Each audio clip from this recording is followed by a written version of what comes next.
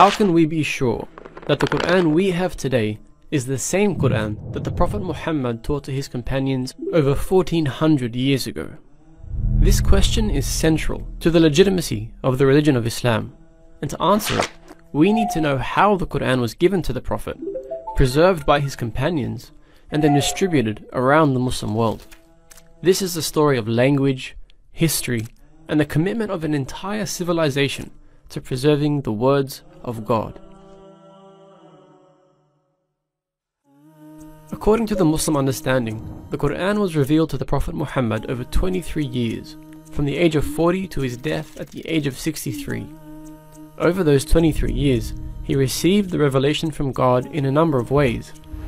Most commonly, it was spoken to him directly by the angel Gabriel, but at other times, it came during his dreams, and on a number of occasions, it even came to him directly from God, and he experienced this as the sound of a heavy bell, after which the words of the revelation were made clear to him. Throughout those 23 years, the Prophet endeavored to share the revelation with those around him as soon as it came. He did this verbally, as he couldn't read or write, but he strongly encouraged others around him to write down the revelation, as well as memorize it. This was the basis of how Muslims believe the Qur'an became preserved, not purely through written or oral means, but with both strengthening the other. The companions around him constantly strove to memorize these verses, with many eventually memorizing the entire book, and they simultaneously wrote them down on whatever materials they had around them, from parchment to bone to wood and stone. Over time, at least 65 companions functioned as scribes for the Prophet, who eventually established a school in Medina dedicated to teaching 900 of his companions to read and write. However, the dialect of the Qurayshi tribe that the Prophet spoke in wasn't the only dialect of the Arabian Peninsula, and as the religion was adopted by a growing number of tribes, they began to struggle with understanding the Qur'an. To overcome this, the Prophet was given permission to teach the Qur'an in 7 of the main dialects in the region, allowing the message to be understood more widely. But these dialects didn't really affect the written records, as they were only different when the Qur'an was actually vocalized. So this was the state of the Qur'an at the death of the Prophet. Hundreds of companions who had memorized the complete Qur'an in 7 official dialects, all of which were considered valid ways of reciting the Qur'an, as well as an incredible amount of written records that were held by the Prophet's companions throughout Medina and beyond.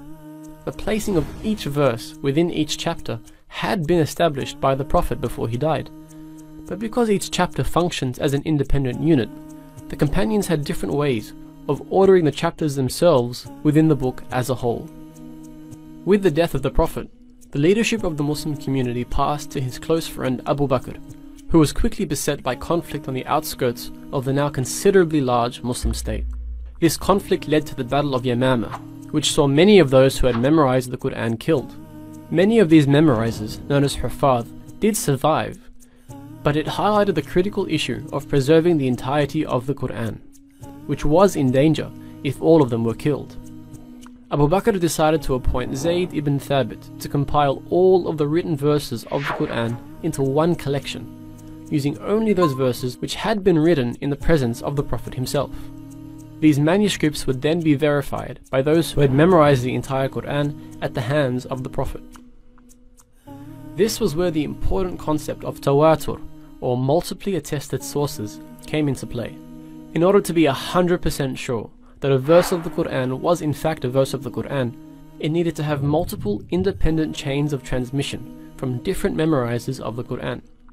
In this way, any verse that came to Zayd could be corroborated through both written and oral means, essentially guaranteeing that every single verse put in the final book was conveyed by the Prophet.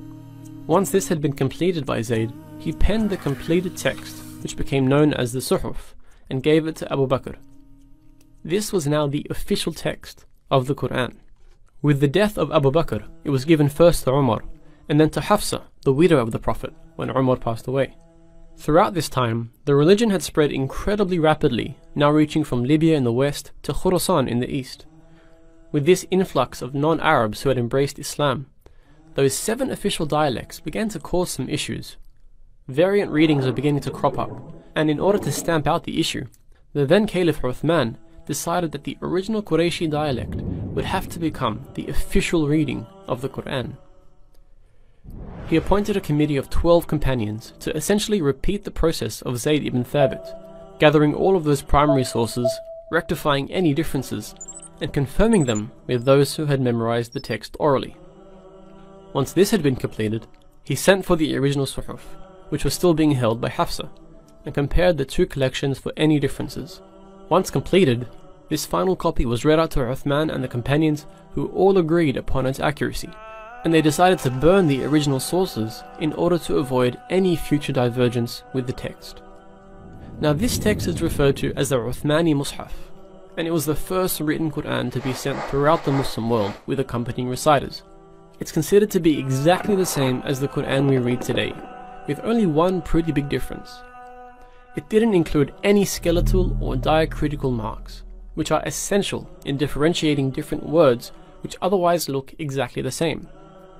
For example, this is the word for elephant, fil, and this is the verb to kiss something, qabbal. However, when you remove the markings, they both look exactly the same. This was how the Mus'haf was written. Now, whilst these diacritical marks weren't invented until 30 years after the death of Uthman, these markings, what are called skeletal dots, were known to the Arabs at the time of Uthman. But he must have intentionally decided not to include them in his original Mus'haf. Now, whilst we don't really know why, one possible reason is that he wanted to ensure that the Qur'an would always be taught and preserved through both written and oral methods. And that's where those official reciters who were sent out with copies of the Mus'haf came into play. Without these official teachers guiding them, students who studied the Qur'an wouldn't actually be able to read the text.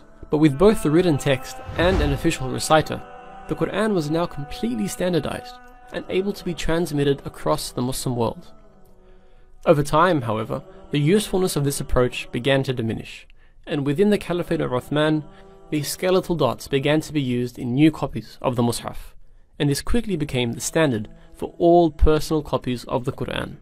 So apart from the development of new calligraphy styles and publishing methods, every Qur'an from then until today has been exactly the same, and every Hafidh of the Qur'an has learned the exact same book by heart.